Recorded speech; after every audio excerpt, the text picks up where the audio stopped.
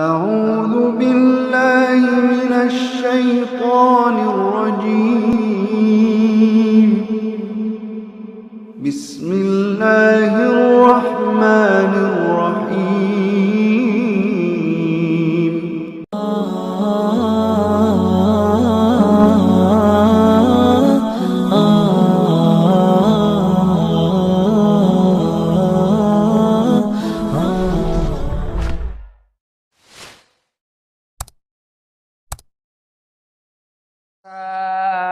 Diangkat menjadi Rasul. Siapa yang ngangkat? Gubernur atau ketua daerah rumah wanita? Oleh Allah yang kuasa. Allah itu siapa, Mak? Pencipta alam semesta. Itu lagu ibu-ibu dulu, mengajarkan sejarah Nabi. Sekarang apa lagu-lagunya ibu-ibu? Modern mereka, sarjana, istri pejabat, tapi tidak tahu sejarah Nabi. Apa lagunya ibu-ibu sekarang? Yuk, yuk ayo. Yuk ayo, yuk ayo. Apa itu ayo ayo? Ayo apa? Ayo apa? Putar ke kiri nona, putarlah ke kanan. Beleng-beleng. Apa itu? Apa gunanya itu lagu-lagumu itu? Putar ke kiri, putar ke kanan. Apa? Katanya majelis taklim, tapi lagunya tidak mendidik. Sudah 3 tahun majelis taklim, seragamnya 4. Olahraga depannya lakinya orang. Dia di depan sebajunya sempit. Bapak-bapak di belakang, di depan ibu-ibu 1. Bapak-bapak di belakang 2. Ini kelakuan majelis taklim ini begini. Ketawa ibu-ibu karena ibu begitu toh. Kalau 17-an apa lagu-lagu seperti itu? Mesti dari kecil sejarah Nabi kita ceritakan.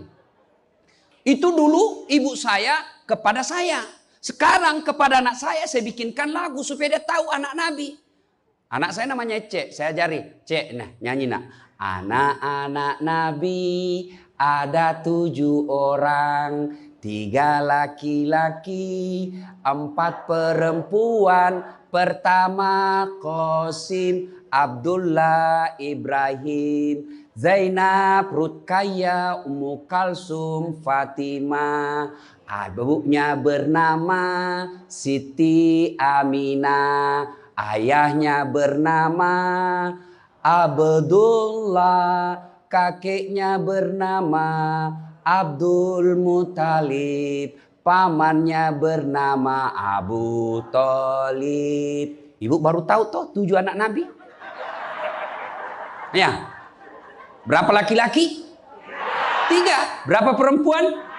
Anak pertama? Qasim.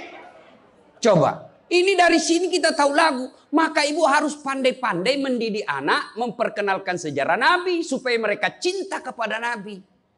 Maka ini tujuannya maulid. Bukan kita mau bidah-bidah. Sekarang ada juga baru belajar agama 2 bulan. Itu pun melalui YouTube. Seolah-olah dialah menjadi panitia hari kiamat. Ini maulid bid'ah. Tidak ada pada zaman Nabi. Tidak ada pada zaman sahabat. Pada tabi'in tidak ada semua itu. Saya bilang bos memang tidak ada pada zaman Nabi. Tidak ada pada zaman sahabat. Kenapa? Mereka hidup sesama dengan Nabi. Mereka lihat Nabi. Segar ikatan mereka soal Nabi. Mereka tahu sejarah Nabi. Jadi tidak perlu dituturkan. Sekarang kita sudah 1400 tahun yang lalu. Banyak umat Islam. La ilaha illallah. Muhammad Rasulullah. Tapi dia tidak tahu siapa anaknya Nabi. Maka perlu kembali diingatkan. Jadi kalau orang mau maulid hargai. Jangan malah dibilang sesat. Masuk neraka, nenekmu punya neraka. Yang paling enak, yang tidak mau maulid silahkan. Tidak usah. Yang maulid silahkan. Yang maulid ini jangan kau tuduh mereka sesat. Ayo kita saling memuliakan, menghargai sesama muslim. Ya, nih 1 maulid. Yang kedua, ibu-ibu bagaimana kita maulid ini bisa menjadi bawa pulang, diamalkan. Apa yang diamalkan? Ayo kita sejarah kisah-kisah Nabi saja dulu. Ya, paling gampang sudah. Berapa istri Nabi? Berapa? Ini bu biar tahu, enggak mau duga dia jawab ini. Berapa? 11. Coba lihat.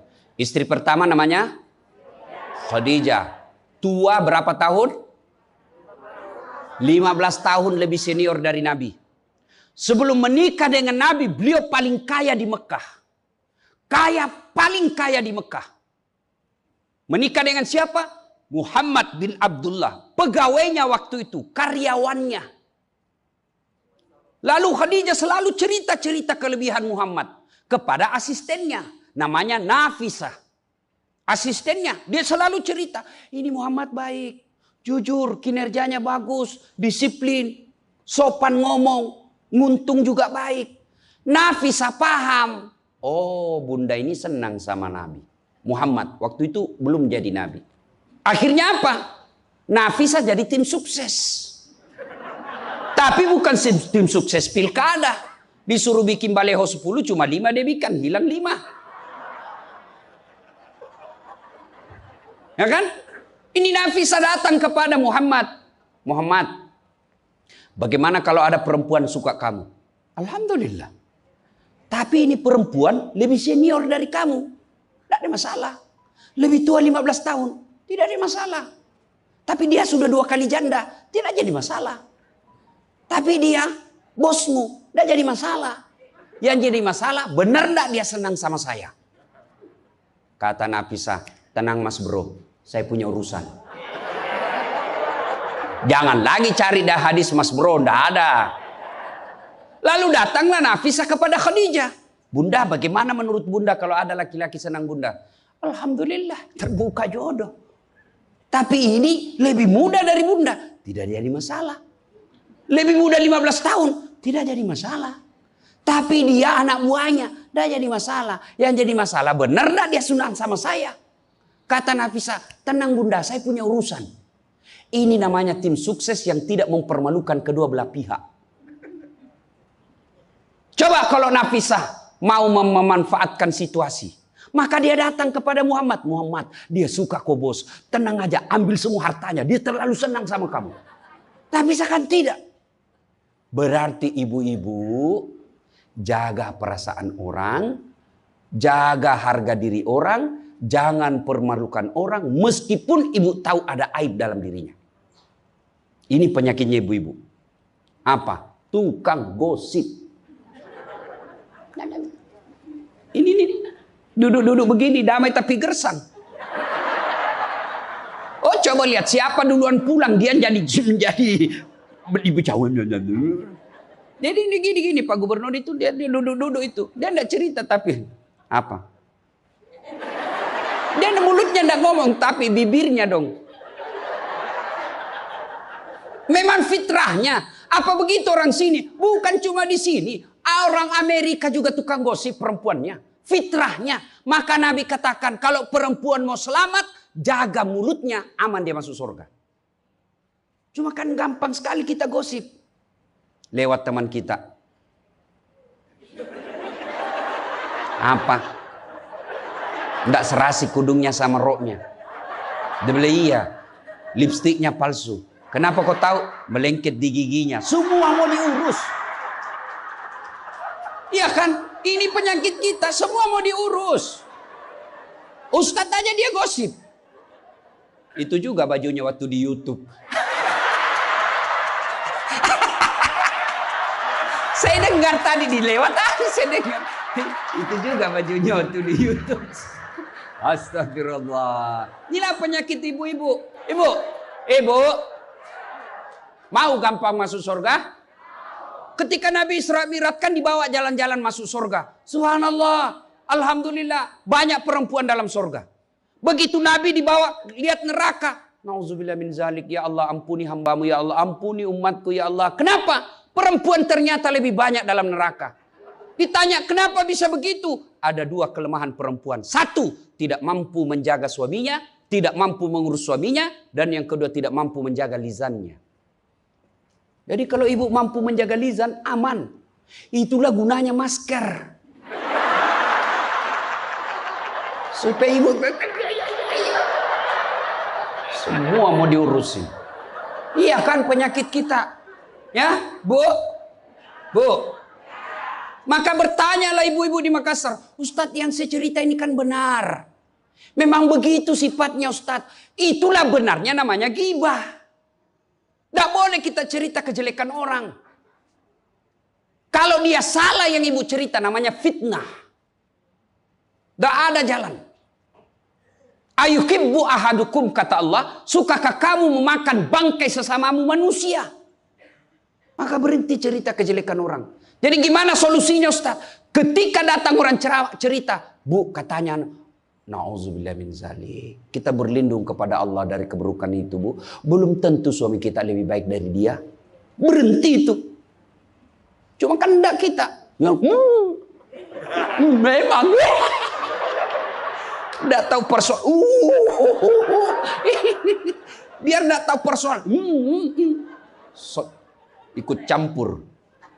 Ibu kalau suka ikut campur bikin urusannya ibu, nanti takdirnya seperti tauge. Tahu tauge? Tahu tauge? Coba lihat tauge, Bu. Kita bikin soto Banjar, ada. Pecel, sayur, lemper, ada. Ada tuh kalau di Makassar ada lemper. Ayo, maka karena dia selalu ikut campur, Allah takdirkan semua tauge bengkok. Dah ada lurus toh? Maka kalau ada ibu-ibu majelis begini kumpul, teriaki saja pagi-pagi toge nih ya. Ini penyakit perempuan. Maka ini gunanya kita peringati maulid supaya ibu-ibu pulang berhenti cerita kejelekan orang. Tidak ada gunanya menghabiskan amal-amal kita. Nabi pernah kumpul para sahabat dan bertanya, atadruna manil muflis? Saudara-saudara sekalian, kau tahu siapa yang bangkrut nanti di akhirat? Mereka tidak sholat ya Rasul, dia sholat. Yang tidak puasa ya Rasul, dia puasa. Yang tidak haji ya Rasul, dia haji. Yang tidak bayar zakat ya Rasul, dia zakat sedekah. Kalau begitu siapa yang bangkrut ya Rasul? Jarusu wa khati'ur rahim. Tetangga yang jahat sama tetangganya dan yang suka memutuskan tali persaudaraan. Dan salah satu jahat sama tetangga dan memutuskan tali persaudaraan adalah mereka suka menceritakan kejelekan orang. Adakah orang yang senang dicerita kejelekannya? Ada? Ada? Ada ibu? Lalu untuk apa kita cerita orang? Rajin betul istrinya majelis taklim. Baik betul itu istrinya. Tapi kasihan suaminya selingkuh kiri kanan. Lalu apa untungnya ibu cerita? Bu? Hei. Hei. Nah, satu. Pulang pengajian. Tinggalkan gosip. Dua, Rasulullah setelah menikah dengan Khadijah, usia 40 tahun, Nabi dilantik menjadi Rasul. Pulanglah beliau, 3 hari 3 malam di atas Gua Hira. Pulang menggigil. Dia ketuk pintu. Masuklah Nabi, kedinginan. Lalu Nabi berkata, istriku selimuti saya kedinginan. Kira-kira kalau ibu-ibu, apa jawaban ibu? 3 hari 3 malam suami tidak ada kabar. Di WhatsApp tidak dibaca. Di telepon di reject. Tiba-tiba datang kedinginan, Bu. Selimuti saya, Bu. Apa jawaban ibu? Apa ibu selimuti? Enggak, diinterogasinya suaminya. Mana HP-mu? Dari mana kau ini kedinginan? Iya toh? Tapi Khadijah tidak. Khadijah tidak pernah sangka buruk kepada suaminya. Apa kata Khadijah? Sami'na wa ata'na. Hikmah yang kedua buat ibu-ibu, sangka baiklah kepada suami. Demi Allah, tidak ada kebahagiaan rumah tangga yang dipenuhi dengan sangka buruk. Ibu mau bahagia dengan suami? Mau? Hilangkan sakwa sangka, hilangkan sangka buruk. Telepon suami tidak dijawab pagi-pagi, sangka baik. Oh, berarti suami saya lagi sholat duha. 1 jam kemudian ditelepon, belum dijawab juga. Oh, berarti suamiku lagi meeting dengan gubernur. Telepon lagi siang-siang tidak jawab. Oh, berarti suamiku lagi sholat berjamaah di masjid. Sore ditelepon tidak dijawab-jawab. Oh, berarti suamiku dia lupa handphonenya. Tiba-tiba sore masuk WhatsApp teman kita. Saya lihat suamimu bonceng cewek. Cantik betul. Oh, berarti suami saya lagi nge-grab.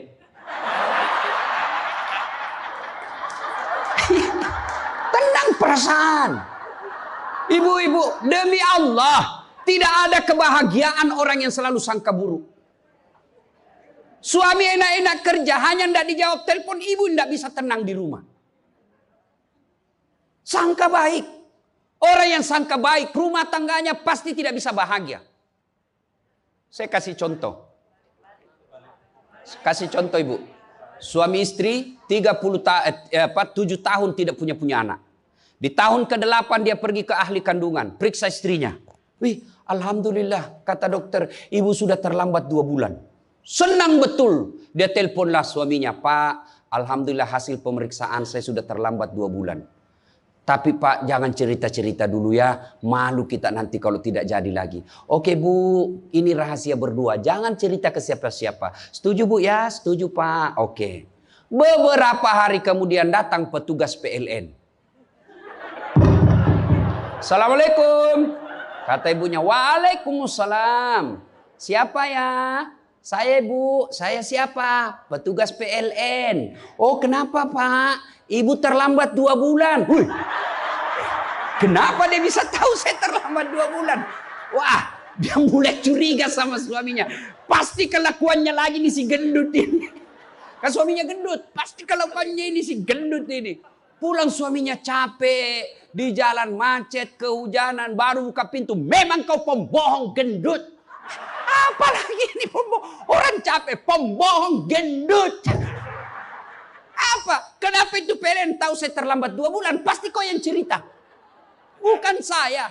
Kenapa? Wah, suaminya juga marah digendut-gendutin. Dia datang ke PLN. Ada apa kau tahu istriku terlambat 2 bulan? Dia bilang ini ada catatannya Pak. Kau hapus ini. Ya boleh Pak. Tapi Bapak bayar dulu. Kalau saya tidak mau bayar. Ya terpaksa punyanya Bapak diputus. Kalau punya aku diputus, apa dia pakai istri saya di rumah? Dia terpaksa pakai lilin.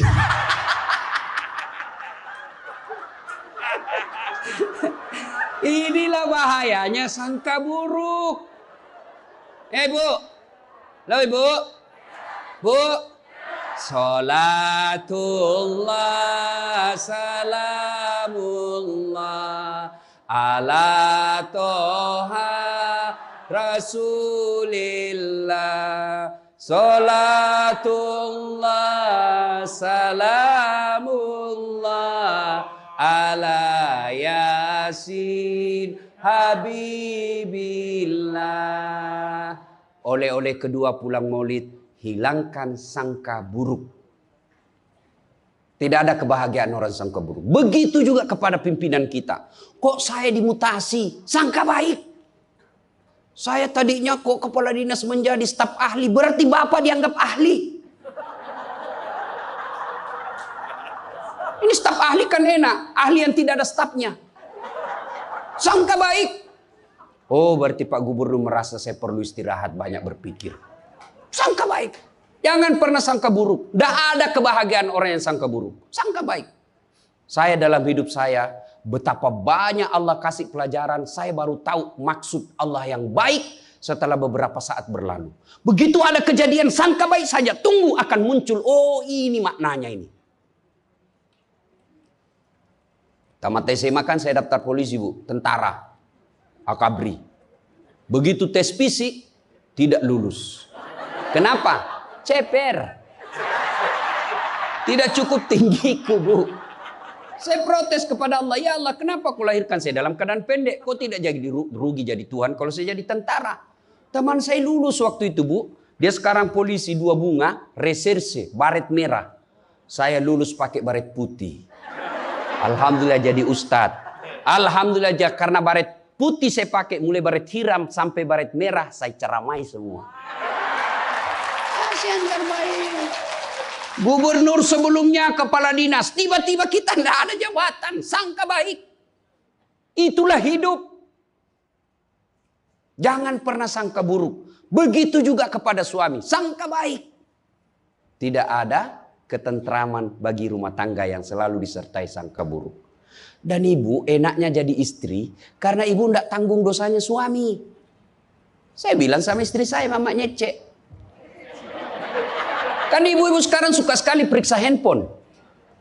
Untuk apa periksa handphonenya suami, Bu? Coba jelaskan saya, untuk apa? Ayo, yang suka periksa handphonenya suami ini. Untuk apa, Ibu? Hah? Setelah tahu ibu mau apa?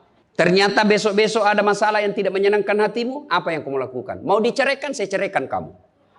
Daripada kau menderita mendampingi saya, sudah, kita selesaikan baik-baik. Dan kau tidak mungkin. Ku ceraikan kau pagi, sore saya sudah dapat. Nah sekarang apa maumu? Sakit hati aja. Ayah. Dan hebatnya perempuan Islam, kalian tidak menanggung dosanya suami. Kalian tidak akan menanggung dosa suami. Ya, beda kalau laki-laki. Kalau laki-laki, dosa istri kita tanggung. Kalau suami menanggung dosa istri. Istri tidak pakai jilbab, istri tidak sholat, istri tidak puasa, istri tukang gosip, istri suka keluyuran. Suaminya ditanggung dosanya nanti. Ku ampusakum wa ahlikum nara. Beda istri. Suami pezina, suami koruptor, suami narkoba, suami penjudi, suami tukang tipu. Ibu tidak tanggung dosanya suami. Itulah enaknya jadi perempuan Islam. Bahkan kalau dia sholat, dia puasa Ramadan, dia jaga harga dirinya, dia patuhi suaminya, kata Nabi, tadahulul jannati bisalam. Silahkan ibu mau masuk pintu surga mana saja. Makanya sangka baik saja, tidak usah sangka buruk. Ada ibu-ibu curhat sama saya tengah malam, Ustaz. Mohon solusinya, Ustaz. Saya sudah tidak tahan. Kenapa ibu? Dia bilang saya sudah tidak tahan. Saya minta solusinya Ustaz. Saya sudah tidak tahan. Memang kenapa? Saya ini sudah 21 tahun menikah Ustaz. Tidak tahan. Saya bilang dalam hati. 21 tahun tidak tahan. Inilah kadang-kala ibu-ibu kalau ngomong tidak masuk di akal. Ya memang Allah fitrahkan itu manusia. Laki-laki itu lebih banyak akalnya. Perempuan lebih banyak perasaannya. Maka kalau perempuan ngomel, dengar saja Pak. Tidak usah dijelaskan apa dia mau. Dengar aja. Karena memang dia cuma mau didengar. Dengar aja. Oh, ya, dengar aja, dengar. Tapi tidak tahan saya Ustadz. Ya tidur. Rumus menghadapi perempuan itu, ilmu paling efektif, sabar. Tidak ada sudah kalah itu ilmu sabar. Diam. Tidak usah dijelaskan. Biar dijelaskan tidak masuk di akalnya. Apalagi kalau dia sudah bilang pokoknya sudah Pak, lebih diam aja. Pokok sudahlah. Dijelaskan satu muncul pertanyaan dua. Dijelaskan tuntas yang dua muncul lagi pertanyaan tiga. Sudah tuntas semuanya dia ungkap lagi yang 5 tahun yang lalu. Itulah perempuan. Iya Ibu toh? Maka dengarkan saja. Ada saatnya nanti dia bilang. Baru dia sadar itu. Iya sebenarnya itu saya emosi aja itu hari Pak. Begitulah perempuan. Dihadapinya jangan emosi. Saya sudah tidak tahan Ustaz. Kenapa? Sudah 21 tahun. Udah cocok saya Ustaz. Saya bilang Ibu tahu enggak baut? Tahu Ustaz. Apa pasangannya baut Ibu? Mur. Sama enggak? Sama modelnya? Sama bentuknya? Beda. Justru perbedaannya yang membuat dia kokoh. Berarti rumah tangga tidak akan pernah kokoh kalau mau menyamakan. Yang kokoh adalah ketika dia mau saling menerima kekurangan dan kelebihan. Itu pasti kokoh. Mana mau cocok jenis kelamin aja kita tidak sama. Iya. Pendidikan aja kita pasti beda. Latar belakang budaya kita pasti beda. Maka yang membedakan itulah kalau kita kelola dengan baik dalam rumah tangga, dengan faktor utamanya sangka baik, insya Allah bahagia rumah tangga. Ya, sangka baik. Tuh Khadijah tidak pernah sangka buruk sama suaminya. Khadijah ketika beliau sakaratil maut, usia 65, beliau sakit. Dan baju yang beliau pakai sudah 8 kali tambal. Tahu tambal Ibu? Itu tambal ke-8-nya 1 sampai 7 Nabi masih menambalnya pakai apa? Masih pakai kain. Di tambalan ke-8 beliau pakai pelepah daun kurma. Kenapa? Habis kainnya Nabi. Padahal sebelum nikah beliau orang kaya. Lalu beliau panggillah anaknya, Fatimah ta'al. Fatimah ke sini dulu nak. Kenapa bunda? Tolong kau mintakan serbannya bapakmu. Ada serban yang selalu dia pakai, bapakmu itu terima wahyu. Tolong sampaikan ke beliau, saya minta untuk saya jadikan kain kafan. Mudah-mudahan serban itu Allah hindarkan saya dari azab kubur. Mendengar ini, Fatimah berkata, bunda aja yang minta sama bapak. Dengar jawaban Khadijah. Saya malu minta sama bapakmu nak. Habis hartanya untuk bantu Rasulullah, minta serban, malu. Kira-kira masih ada istri sini malu minta sama suaminya? Pak Gubernur masih ada kira-kira malu minta sama suami? Bukan diminta, dicuri. Ayo, itulah Khadijah. Maka jangan heran Khadijah meskipun sudah wafat, beliau tidur bersama Aisyah. Beliau tidur bersama Aisyah. Tapi siapa yang dikenangnya? Khadijah. Rasulullah hanya berkata, seolah-olah saya mendengar trompa kakinya Khadijah. Seolah ada Khadijah dalam rumah kita. Aisyah cemburu. Ya Rasulullah, ada apa sih kelebihan Khadijah? Khadijah sudah wafat. Kau nikahi 2 kali janda. Lebih tua dari kamu. Kenapa Khadijah terus? Dengar jawaban Nabi. Kau tidak pernah mampu mengimbangkan, menyandingkan atau menyamakan dirimu dengan Khadijah. Ketika tidak ada orang percaya kepadaku, Khadijah orang pertama yang percaya ke Rasulanku. Ketika orang memboikot saya tidak boleh bertransaksi ekonomi kepada Muhammad, hartanya habis untuk membantu perjuangan dakwah. Maka jangan heran Rasulullah sangat mencintai Khadijah. Jadi kalau ibu mau dicintai suami lahir batin, jadilah seperti Khadijah. Bukan karena cantiknya, bukan karena kayanya, tapi kebersihan hatinya Khadijah. Kita itu laki-laki kan tergantung perempuannya. Kalau perempuannya baik, akhlaknya baik, tidak mungkin tergoda suami. Ibu mau? Suami tidak macam-macam mikirnya. 3 aja resepnya. Pegang ini, kau kuasai suamimu. 1, buat matanya senang. Artinya apa? Ibu penampilan cantiklah di depan suami. Kalau suami senang selalu pakai baju merah, pakai itu baju merah tiap hari.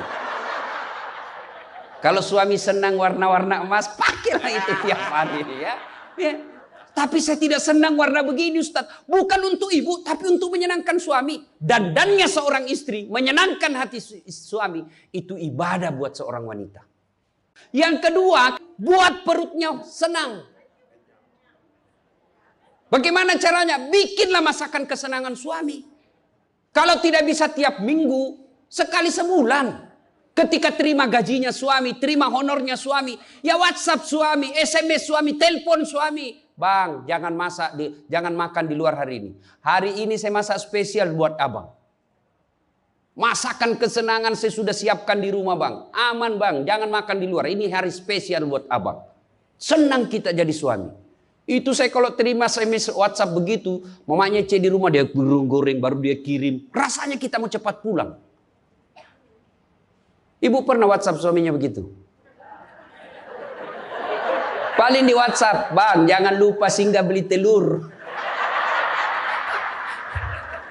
Bang habis gas.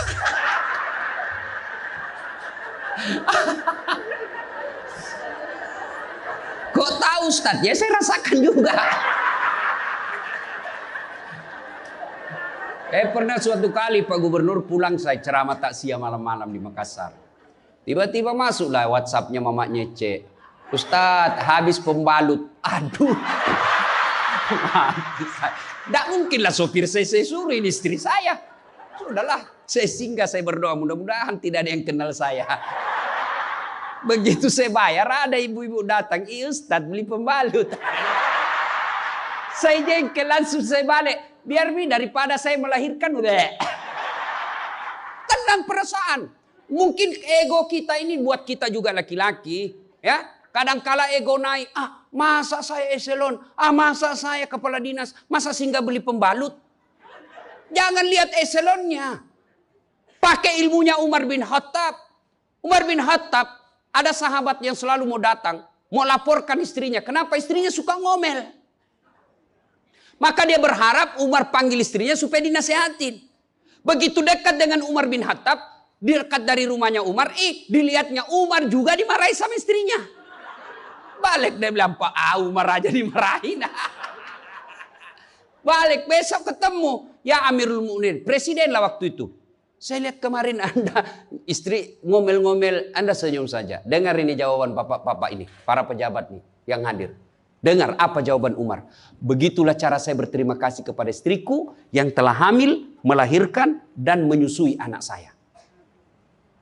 Coba, hilang itu emosi Pak, hilang itu harga diri. Kalau kita sudah ingat bagaimana susahnya itu ibu melahirkan, hamil. Masih ingat ibu-ibu waktu hamil? Masih? Ada ndak enaknya itu orang hamil? Untung saya tidak pernah hamil. Oh, coba ibu-ibu kalau hamil, jalan aja setengah mati. Aduh, sudah mau mau duduk aja, mana ada ibu hamil langsung duduk aja. Udah standar samping dulu itu kasihan. Iya ibu, ya benar. Kalau kita laki-laki paling ngidam. Ustaz, apa doanya berhenti ngidam istri? Ngidam apa istrimu? Nanti dia bisa tidur kalau dilihat saya di atas lemari Pak Ustaz. Jadi kalau istrinya mau tidur jam 10, setengah 10 sudah di atas lemari. Saya berhenti kau dongo-dongo itu dikasih kerja di konsumsi. Yang kedua kata Umar, begitulah cara saya berterima kasih kepada istriku yang telah melahirkan anak saya. Masih ingat waktu melahirkan? Masih? Ada ndak ibu-ibu melahirkan senyum? Ada? Mentang-mentang istri gubernur keluar sayang. Setengah mati juga biar istri gubernur. Nggak ada. Itulah susahnya jadi perempuan. Maka ketika suami disuruh sama istri, bayangkan sulitnya melahirkan. Yang ketiga kata Umar, begitu cara saya berterima kasih yang telah menyusui anak saya. Masih ingat waktu menyusui? Masih? Terutama waktu tumbuh giginya.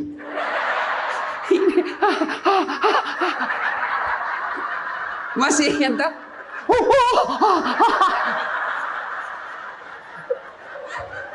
Untuk saya tidak pernah rasakan. Kalau digigit kan mana dia ditinjau nanya, kok gigit saya? Tidak, dia usap, lepas nak.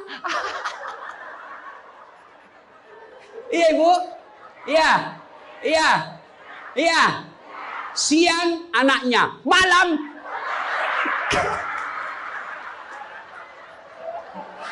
Salatullah, salamullah,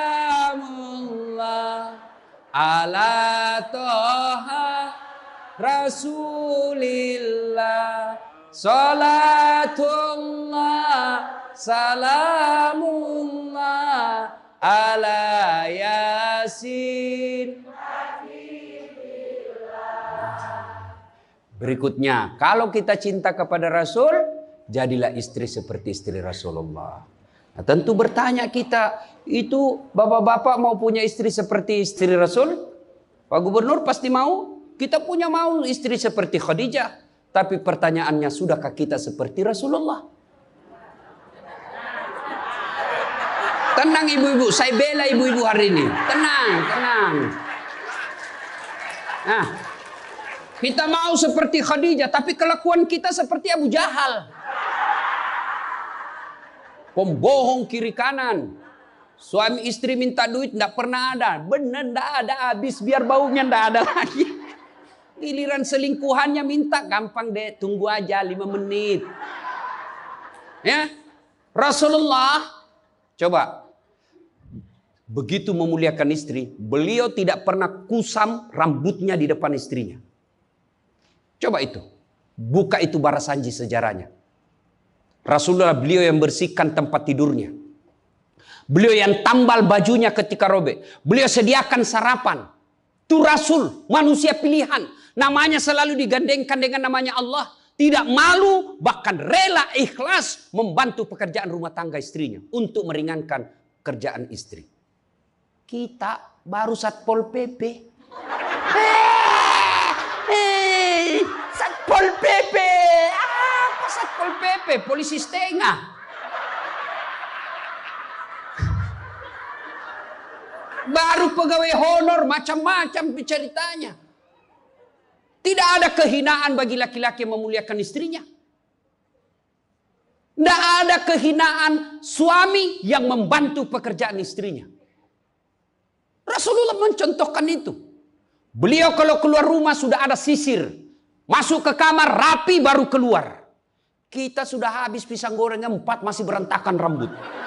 Begitu istrinya katakan, bang, baik-baik itu rambutmu apa? Kenapa kau urus rambutku? Rambutmu kau urus. Itulah Rasulullah. Rasulullah subhanallah, dari 11 istri beliau tidak ada satupun yang dia panggil namanya. Beliau tidak pernah memanggil Khadijah. Beliau tidak pernah memanggil Aisyah. Aisyah beliau panggil apa? Ya Khumairah. Yang kemerah-merahan pipinya. Karena memang Siti Aisyah merah delima pipinya. Maka bapak-bapak Pak di sini, Pak Karo, panggillah istri kita dengan panggilan kasih sayang. Wahai istriku yang termancung hidungnya di lorong 3. Dia bilang tidak mancung hidungnya Ustaz. Ya giginya lah kau lihat. Justru giginya mancung Ustaz. Jangan terlalu jujur. Mentang-mentang istri kita hitam panggil Tam. Hitam. Apa kata istri kita? Apa PC? Masa suami istri. Katanya Islam itu agama yang paling paripurna. Kok kita saling PC hitam? Ya. Rasulullah, beliau kalau minum bersama istri beliau, kalau beliau minum gini. Bismillahirrahmanirrahim. Hebatnya Rasul, kalau beliau minum satu teguk dikasih lagi istrinya. Minum lagi. Kasih lagi istrinya. Hebatnya bekas bibirnya Aisyah itu yang diminum oleh Rasulullah. Bekas bibirnya Aisyah. Masya Allah. Coba kalau kita Pak Kadis, istri, bekas bibir istri, bau betul mulutmu.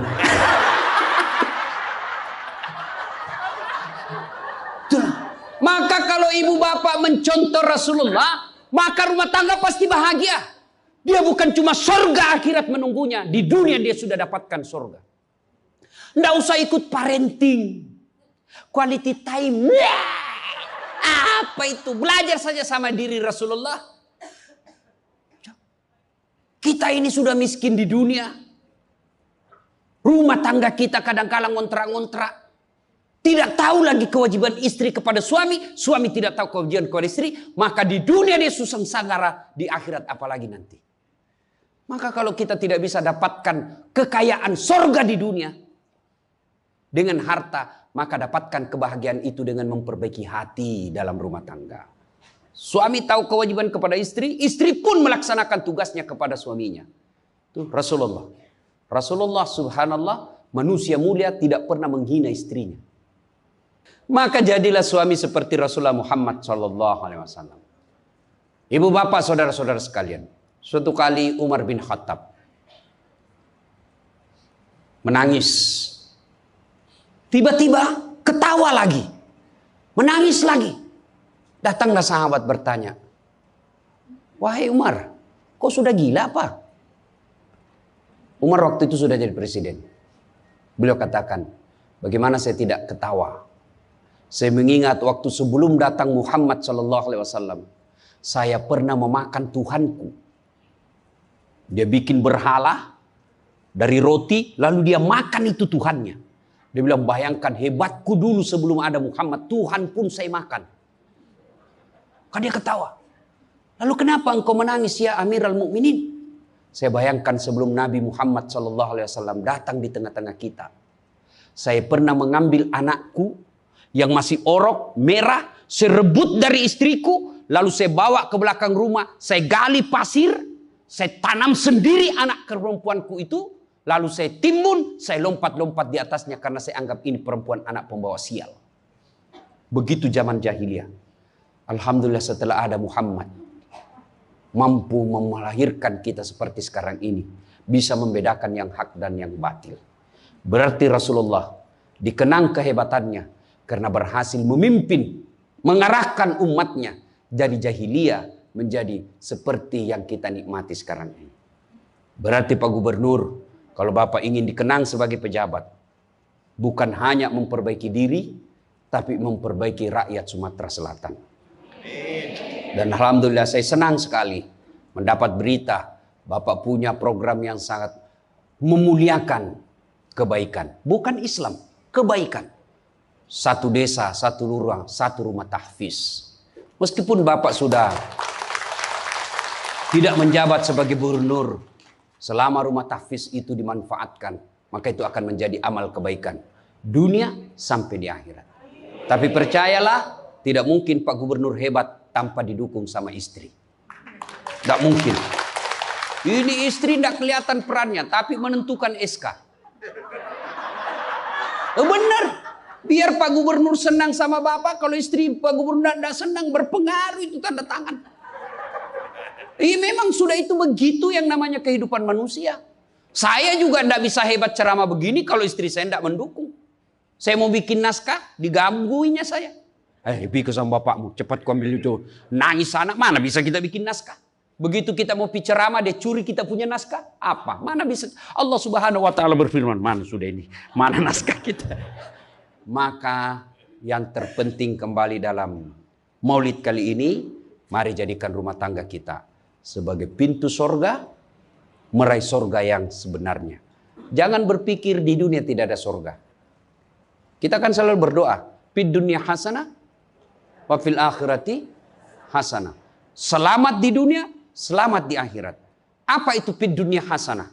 Menurut para ahli tafsir Al-Quran, hasanah di dunia itu, sorganya dunia itu, mengandung 4 komponen. 1, punya pasangan yang baik. Jadi kalau istri bagus agamanya, suami bagus agamanya, suami bagus akhlaknya, istri bagus akhlaknya, sudah 1 komponen surga didapat. Yang kedua, punya anak yang soleh dan soleha. Tidak ada gunanya pangkat jabatan kalau anak kurang ajar. Ibu-ibu nih, kalau ibu meninggal siapa yang doakan? Suami. Tidak bakal, dia kawin lagi. Siapa yang doakan? Anak. Maka berhasilan ibu, saya setuju dengan pernyataan Pak Gubernur. Kalau mau hebat ini provinsi kita, ibu-ibunya harus menjadi pesantren pertama. Sayang, seribu sayang, ibu-ibu sekarang banyak yang gagal mendidik anak. Dihormati di luar, dimuliakan di kantor, sampai di rumah dimaki-maki sama anaknya. Itu siapa yang gagal? Ibunya. Kita kadang-kala bahagia, hebat kalau anak kita pintar bahasa Inggris. Hebat anaknya Ustadz, pintar bahasa Inggris. Apa hebatnya? Banyak yang bisa begitu. Masa banyak Ustadz? Ya sudahlah, ke Inggris lihat itu anak-anak di sana. Anak-anak di sana semua pakai bahasa Inggris, Bu. Memangnya kalau ibu nanti meninggal, anak berdoa pakai bahasa Inggris? Oh my God. Please help me my mother. Enggak. Pasti pakai bahasa Padang. Kepado, lindungi lo. Pasti. Ya, maka ibu-ibu didik anak. Yang ketiga komponen punya surga dunia, apa itu? Punya harta yang bermanfaat, bukan harta yang banyak. Mana harta yang bermanfaat? Harta yang banyak digunakan orang lain menjadi amal soleh-soleh, amal jariah. Bu-ibu nih, yang punya emas berlian, cincin. Ayo ibu, kalau ibu meninggal siapa yang punya itu? Siapa? Anak, istri kedua. Bukan anak, istri kedua yang pakai. Maka sedekahlah sebelum tiba saatnya. Dan yang keempat, surganya dunia, punya teman yang baik. Bukan teman kepentingan politik dan kekuasaan. Teman yang baik itu meskipun kita sudah pensiun masih baik sama kita. Meskipun kita sudah miskin masih baik sama kita. Itulah teman yang baik. Dan nerakanya dunia ketika kita punya jabatan. Banyak teman kita. Pas kita hilang jabatan semua menjauh dari kita. Itu nerakanya dunia. Nah ibu bapak saudara-saudara sekalian. Mari mewujudkan ini melalui maulid. Maulid ini tidak ada guna kalau kita pulang tidak diamalkan. Minimal amalkan dengan menjadi suami yang baik. Dan istri yang baik. Terakhir. Kalau kita mencintai Rasulullah, maka kita ikuti sunnah-sunnahnya. Apa sunnah? Yang gampang-gampang, tidak usah berat-berat. Mulai hari ini, oleh-oleh khusus ibu, kapan dan dimanapun selalu ada wudhu. Coba ibu-ibu amalkan. Bapak-bapak pegawai, bapak mau pergi kerja wuduk dulu. Mau pergi jemput anak wuduk dulu. Mau pergi pengantin wuduk dulu. Mau pergi kemana saja ikuti Pak Gubernur yang katanya tidak ada liburnya. Ya, sudah ikuti dengan ada wuduk. Orang yang selalu ada wuduknya, innallaha yuhibbut tawwabina wa yuhibbul mutattakhirin, dicintai oleh Allah Subhanahu wa taala. Ibu bapak saudara-saudara sekalian, banyak yang ingin kita sampaikan tapi waktu jualah yang membatasi kita. Insya Allah lain waktu dan kesempatan kita akan lanjutkan.